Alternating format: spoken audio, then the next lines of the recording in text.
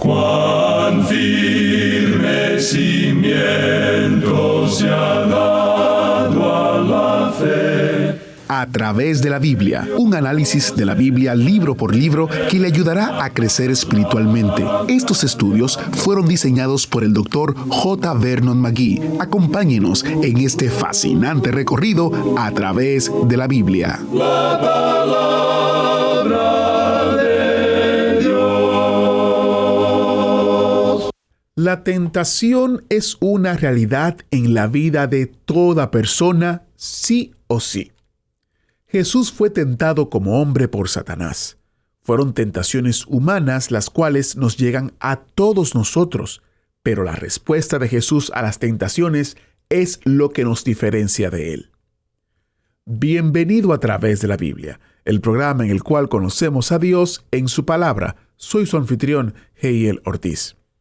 En nuestro estudio anterior, estudiamos las tentaciones de Cristo.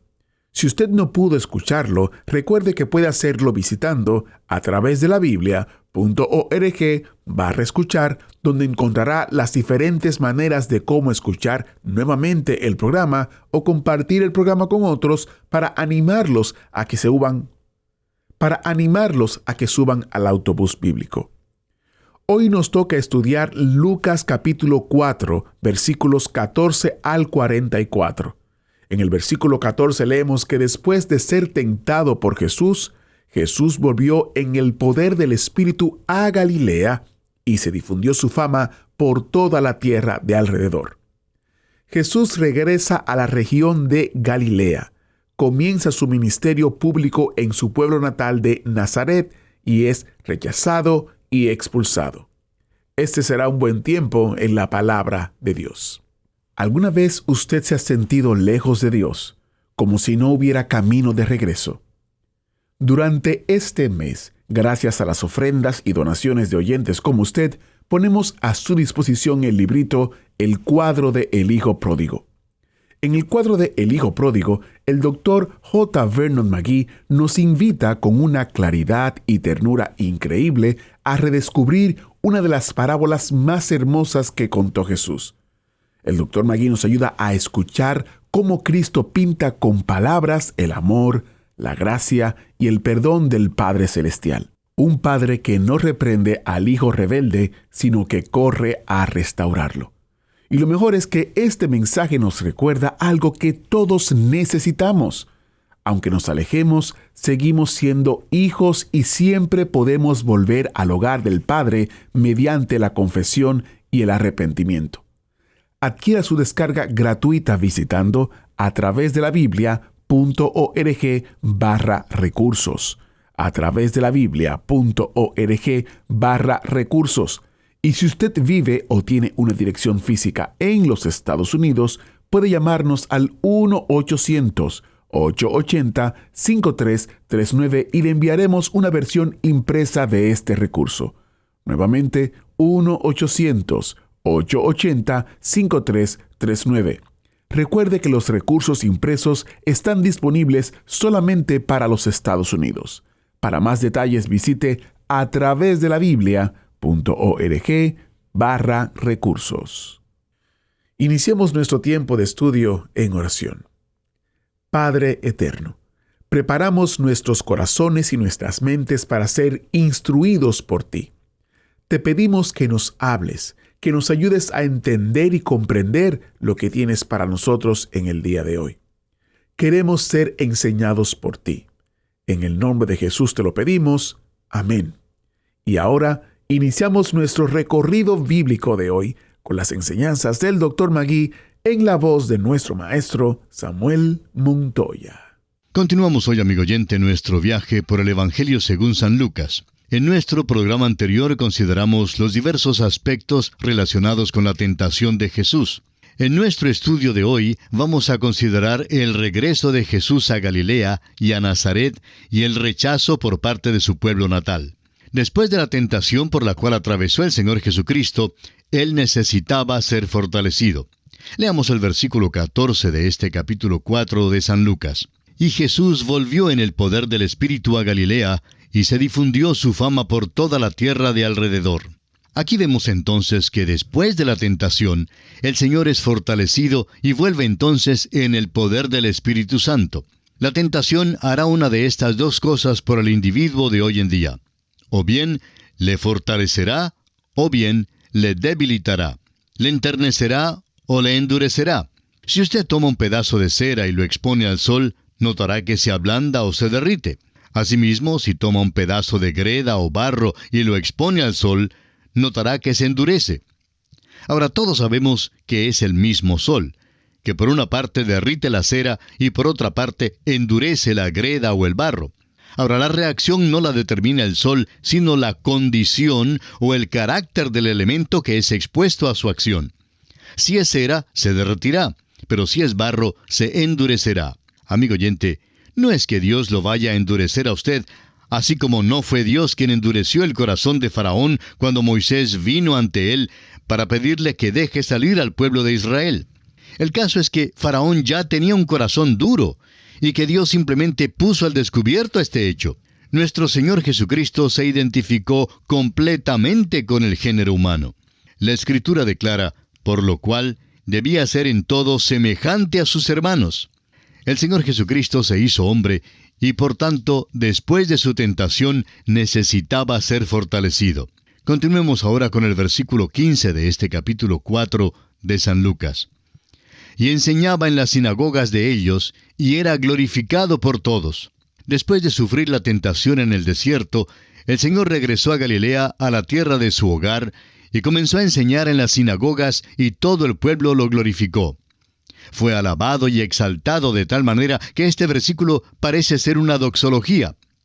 Pero, ¿sabe usted que es posible alabarle y sin embargo rechazarle? Es posible cantar la doxología y al mismo tiempo negar que Jesucristo sea el Mesías prometido.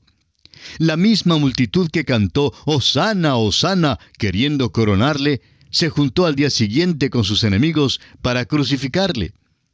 Hay un cuadro famoso de la crucifixión que muestra a un burro en la parte de atrás, comiéndose las ramas de palmera ya resecas y una cruz vacía. Y así fue, amigo oyente. Un día alabaron al Señor y al día siguiente le crucificaron. Llegamos ahora a uno de los incidentes más bellos que se cuenta en la palabra de Dios. Es una historia centelleante que parece fulgurar con luz propia. Es hermosísima ante nuestra vista y tiene mucho que enseñarnos. El doctor Lucas nos cuenta en los versículos 16 al 21 lo siguiente. Vino a Nazaret donde se había criado, y en el día de reposo entró en la sinagoga conforme a su costumbre, y se levantó a leer. Y se le dio el libro del profeta Isaías, y habiendo abierto el libro, halló el lugar donde estaba escrito, «El Espíritu del Señor está sobre mí, por cuanto me ha ungido para dar buenas nuevas a los pobres. Me ha enviado a sanar a los quebrantados de corazón, a pregonar libertad a los cautivos y vista a los ciegos, a poner en libertad a los oprimidos, a predicar el año agradable del Señor». Y enrollando el libro, lo dio al ministro y se sentó. Y los ojos de todos en la sinagoga estaban fijos en él. Y comenzó a decirles, «Hoy se ha cumplido esta escritura delante de vosotros». Este incidente es contado solo por el doctor Lucas y es tan extraordinario que no podemos pasarlo por alto. Se nos dice que después de la tentación, el Señor había regresado a su pueblo natal. Generalmente los habitantes del pueblo natal de uno se ufanan con la llegada de un muchacho local que ha logrado éxito. Como era su costumbre, en el día de reposo, Jesús fue a la sinagoga en Nazaret.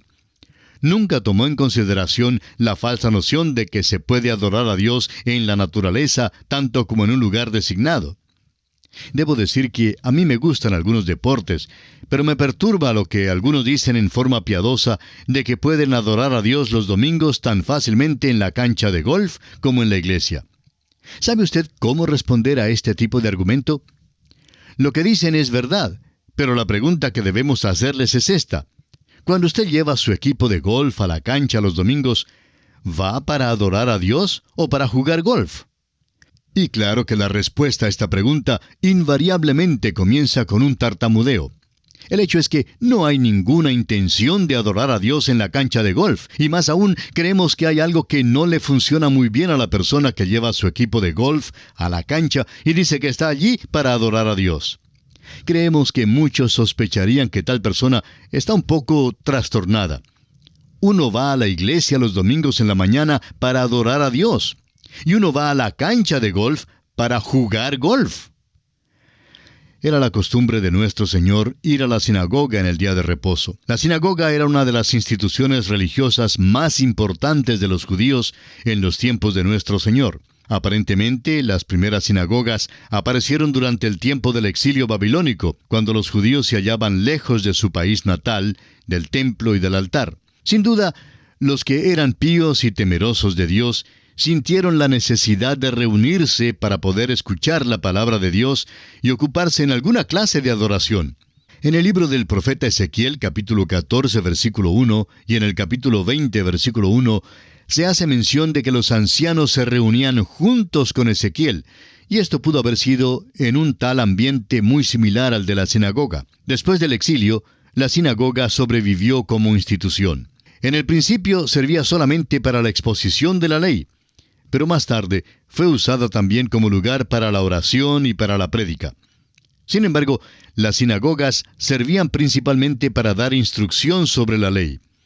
Y así fue como en los tiempos de nuestro Señor había sinagogas en todos los pueblos grandes. Ahora nos es posible informarle en cuanto a un día por semana de aquellos años que se conocen como los años de silencio en cuanto a la vida terrenal de Cristo. No sabemos tanto en cuanto a los otros 6 días de la semana, sino que era carpintero y que ejercía esa profesión en aquellos días. Este pasaje establece que Jesús asistía a la sinagoga cada sábado. Note usted que la última parte del versículo 16 dice, conforme a su costumbre. Fue al lugar que era designado para la adoración de Dios. En la sinagoga le entregaron el libro y él empezó a leerlo.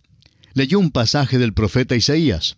En aquellos días, la Biblia no estaba dividida en capítulos y versículos como la tenemos hoy, pero según las divisiones que tiene mi Biblia. Él habría leído Isaías capítulo 61, versículo 1 y parte del versículo 2. Lo importante que debemos notar aquí es dónde dejó de leer. Note usted que no leyó las palabras, y el día de venganza del Dios nuestro. Después de leer todo el versículo 1, concluyó la lectura abruptamente en la mitad del versículo 2, cerró el libro y se lo dio al ministro.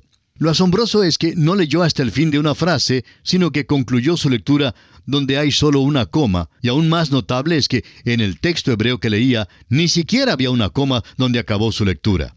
No hizo ninguna mención de la frase, y el día de venganza del Dios nuestro. No hizo ninguna mención de nada del texto que sigue esta frase. ¿Y sabe usted por qué? Bueno, él miró a esa multitud y dijo, hoy se ha cumplido esta escritura delante de vosotros, en el versículo 21. En otras palabras les dijo, aquí tienen un pasaje de la escritura que va a ser cumplido ante ustedes, pero solo hasta donde he leído. El resto del pasaje no sería cumplido sino hasta cuando Jesús venga la segunda vez. El día de venganza todavía no ha venido. Ahora, ¿cuál es el día de venganza? En aquel tiempo del cual habló Dios, cuando dijo en el Salmo 2, versículo 8, pídeme, y te daré por herencia a las naciones, y como posesión tuya los confines de la tierra. ¿Cómo es que el Señor recibirá por herencia a las naciones? La respuesta la encontramos en el mismo Salmo 2, versículo 9. Los quebrantarás con vara de hierro, como vasija de alfarero los desmenuzarás. Es así entonces como el Señor vendrá al poder. Aquel será el día de su venganza. Aquel es el gran día del Señor y tendrá lugar cuando venga por segunda vez. Vino la primera vez para predicar el Evangelio a los pobres para que se salvaran. Vino ungido por el Espíritu Santo para traer el mensaje glorioso de la salvación. Todavía estamos viviendo en aquel día maravilloso, el día del Evangelio. Cuando venga la segunda vez, será el día de venganza. Continuemos ahora con el versículo 22 del capítulo 4 de este Evangelio de San Lucas. Y todos daban buen testimonio de él, y estaban maravillados de las palabras de gracia que salían de su boca, y decían, ¿no es este el hijo de José? Le miraban y se acordaban de que era hijo de José el carpintero, y parece que eso fue lo que lo echó todo a perder. Decían, ¿cómo puede ser que un simple carpintero, hijo de carpintero, sea el Mesías? Lucas está diciendo con toda claridad que Él tomó nuestra humanidad débil. Continuemos con los versículos 23 al 27. Él les dijo: «Sin duda me diréis este refrán: médico, cúrate a ti mismo. De tantas cosas que hemos oído que se han hecho en Capernaum, haz también aquí en tu tierra». Y añadió: «De cierto os digo que ningún profeta es acepto en su propia tierra. Y en verdad os digo que muchas viudas había en Israel en los días de Elías, cuando el cielo fue cerrado por 3 años y 6 meses, y hubo una gran hambre en toda la tierra. Pero a ninguna de ellas fue enviado Elías, sino a una mujer viuda en Sarepta de Sidón. Y muchos leprosos había en Israel en tiempo del profeta Eliseo, pero ninguno de ellos fue limpiado, sino Naamán el sirio». Nuestro Señor Jesucristo muchas veces usó parábolas o proverbios para enseñar al pueblo una lección. En esta ocasión en particular, Él sabía que le pedirían que hiciera milagros, así como lo hizo en Capernaum. Estos hombres no se daban cuenta que perderían una gran bendición si no aceptaban a Jesús como el Mesías. Serían como muchas viudas y muchos leprosos que no fueron sanados durante el tiempo de los profetas. Solo unos pocos tenían fe. Veamos ahora los versículos 28 al 30 de Lucas, capítulo 4. Al oír estas cosas, todos en la sinagoga se llenaron de ira, y levantándose, le echaron fuera de la ciudad, y le llevaron hasta la cumbre del monte sobre el cual estaba edificada la ciudad de ellos, para despeñarle. Mas él pasó por en medio de ellos, y se fue. Los del pueblo natal de Jesús le rechazaron. Le llevaron hasta la cumbre de un monte, e intentaron arrojarlo a su muerte. Su escape de esta multitud fue un milagro. Y pasamos ahora a otro aspecto. Jesús cambia su centro de operaciones a Capernaum y continúa su ministerio. Leamos el versículo 31. Descendió Jesús a Capernaum, ciudad de Galilea, y les enseñaba en los días de reposo. Tanto Mateo como Marcos registran el hecho de que el Señor Jesús cambió su centro de operaciones desde su pueblo natal de Nazaret a Capernaum en el mar de Galilea. Hizo esto porque los de su propio pueblo no le recibieron. Lucas nos da un relato un poquito más detallado en cuanto a las actividades de Jesús en Capernaum. Nos dice que en el día de reposo enseñaba en la sinagoga. Más adelante, en el capítulo 10, versículo 15 de este mismo evangelio, veremos que llegaría el día cuando Él les diría a los de Capernaum: «Y tú, Capernaum, que hasta los cielos eres levantada, hasta el Hades serás abatida». Leamos ahora el versículo 32 de este capítulo 4. Y se admiraban de su doctrina, porque su palabra era con autoridad. Al enseñar el Señor en la sinagoga en el día de reposo, no hablaba como escriba ni como fariseo, sino como alguien que tenía autoridad. Veamos ahora lo que nos dicen los versículos 33 al 37. Estaba en la sinagoga un hombre que tenía un espíritu de demonio inmundo, el cual exclamó a gran voz diciendo: «Déjanos, ¿qué tienes con nosotros, Jesús Nazareno? ¿Has venido para destruirnos? Yo te conozco quién eres, el Santo de Dios». Y Jesús le reprendió diciendo: «Cállate y sal de él». Entonces el demonio, derribándole en medio de ellos, salió de él, y no le hizo daño alguno. Y estaban todos maravillados, y hablaban unos a otros diciendo: «¿Qué palabra es esta, que con autoridad y poder manda a los espíritus inmundos, y salen?» Y su fama se difundía por todos los lugares de los contornos. Vivimos en un día cuando la creencia y la adoración de los demonios ha levantado su cabeza fea de nuevo, y la adoración de Satanás es también una realidad hoy en día. Los demonios estaban obrando en los tiempos de nuestro Señor, y hoy en día están obrando nuevamente. Aún con el uso del licor y de las drogas que se ha extendido tanto hoy, es difícil explicar algunas acciones y crímenes tan terribles, sino admitiendo que se cometen bajo el poder y el control de Satanás. Prosigamos ahora con los versículos 38 y 39 de Lucas capítulo 4. Entonces Jesús se levantó y salió de la sinagoga y entró en casa de Simón. La suegra de Simón tenía una gran fiebre, y le rogaron por ella, e inclinándose hacia ella reprendió a la fiebre, y la fiebre la dejó, y levantándose ella al instante les servía. Después de salir de la sinagoga, parece que nuestro Señor fue a la casa de Simón Pedro, probablemente para almorzar allí. Mientras estaba en la casa de Pedro, sanó a su suegra. La suegra de Pedro tenía una gran fiebre. Evidentemente tenía una enfermedad, quizá como la fiebre tifoidea. Nuestro Señor reprendió la fiebre, o como lo dice literalmente el doctor Lucas, le puso bozal. Inmediatamente la suegra de Pedro se levantó y le servía. Cuando el Señor sanaba a un enfermo, la curación no venía en forma gradual, sino que ocurría inmediatamente. Alguien que asistió a una reunión de uno de aquellos que se hacen pasar por curadores o sanadores, dijo que en esa reunión habían llevado a un cojo a la plataforma y que después de declarar que había sido sanado, lo tuvieron que llevar afuera todavía con sus muletas y aún cojeando. Luego, alguien llegó a la plataforma diciendo que sufría de un cáncer interno y que el curador declaró que fue sanado inmediatamente del cáncer. Es asombroso cómo las personas aceptan este tipo de testimonio. Ahora, ¿por qué no fue sanado inmediatamente el cojo? Cuando el Señor sanó a los enfermos, su cura fue inmediata. Alguien quizá dirá, entonces, ¿no cree usted en la sanidad divina? La respuesta es, ¿qué otro tipo de sanidad hay, amigo oyente? Toda sanidad es divina. Esto es lo que Lucas nos está diciendo. Los médicos no siempre se dan cuenta de esto.